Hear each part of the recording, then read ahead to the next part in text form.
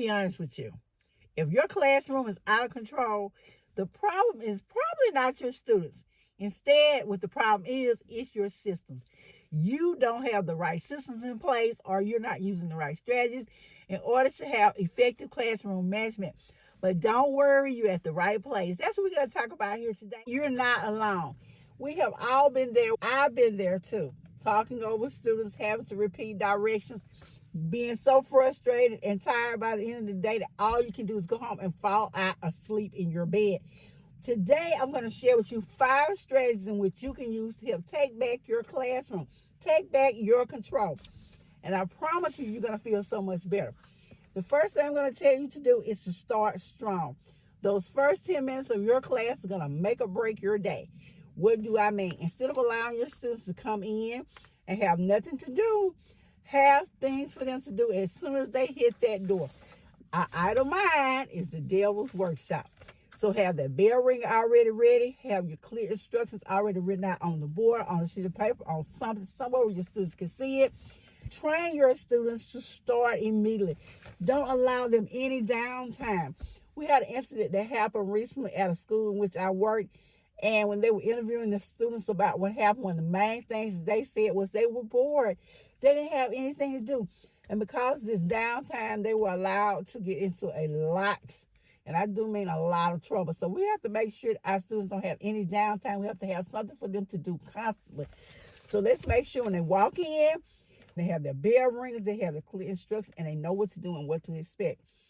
I'm guilty of this one, but I will share with you. Say less and mean more. That means stop repeating those instructions to your students. Stop constantly explaining what to do over and over again. Stop trying to convince your students to listen. Because I have said I felt like a recorder all day. Be quiet, be quiet, be quiet. Stop talking, stop talking, stop talking. Can you sit down, please, and stop talking? Well, we need to stop that. We have to stop saying so much. Stop repeating instructions and giving directions. We need to make sure we give clear, short, concise directions. Pause, wait, make sure our students understand them. And then we're going to use our presence and not our voice to get our points across. What do I mean when I say that? Sometimes when you get quiet, your students will get quiet. They'll be like, wait a minute, she's not talking. What's going on? Something happened. Because when you're talking, they're talking. They like to take advantage of every opportunity in which they can. Your authority isn't about how loud you can get. And I know sometimes we can get loud, but it's about how consistent you can be. Our students they want consistency.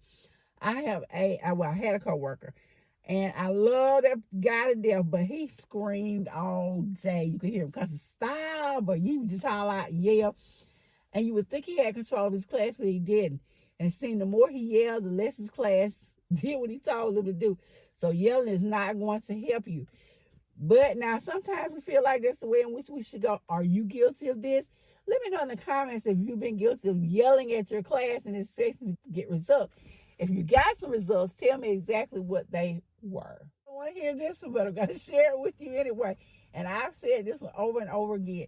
We have to be consistent as teachers. This is my number 3. We have to be consistent. That means doing the same old boring thing over and over and over again, and the same way over and over again. Because our students need consistency. They need a routine. They need to know what to expect and when to expect it. I said it before. I'm going to say it again. So don't get weary in doing good. Our students need to know what to expect when they're in our classroom. That ensures our classroom runs smoother.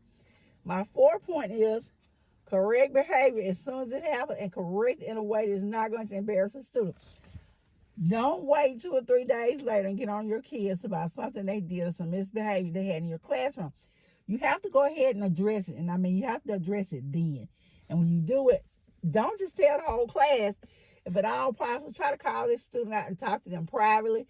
That's where building those relationships come in. Discuss with them what they did, what was wrong with what they did, and why the behavior should not happen again. Our students sometimes struggle with feeling like they have some power, some ownership. Think about being a teenager. Well, I have middle school students, so when you think about them, wanting to be an adult, you think about them wanting to make decisions, wanting to be heard, And then you come to school and embarrass them. And remember, they want to fit in with their peers. Oh my goodness. Sometimes we can say some things that we don't think anything about, but it just devastates them. I made a comment to a little girl one day. It was picture day at school.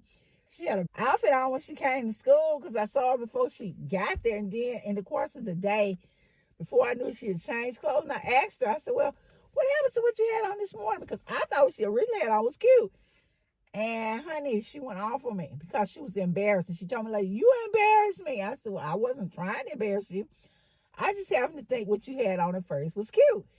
So often we have to be careful what we say to our students and how we say it, because it ended up causing a big conflict, an explosion between me and her, because I asked her a simple question. I said, what happened to what you had on earlier? Didn't mean any harm, but she took it as an offense.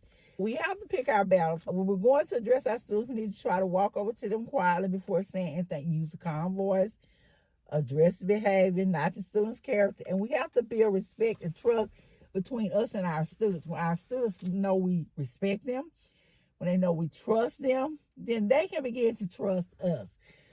And my fifth point, last but not least, build respect with your students before you demand respect. I know sometimes it can be easy for some of us, especially us veteran teachers, to say our students should respect us because we're the teacher, because we're the authority, because we're the adult. But it doesn't always work that way. I'm not talking about being their friend. I mean being intentional. Learn your student's name. Very simple. Call them by name. I know that can be hard, especially if you're in a new place and the first in school. But we have to try to make an effort to learn their name. We have to speak to them gently, kindly, because we don't want anybody going off on us. And we have to extend that same respect to our students.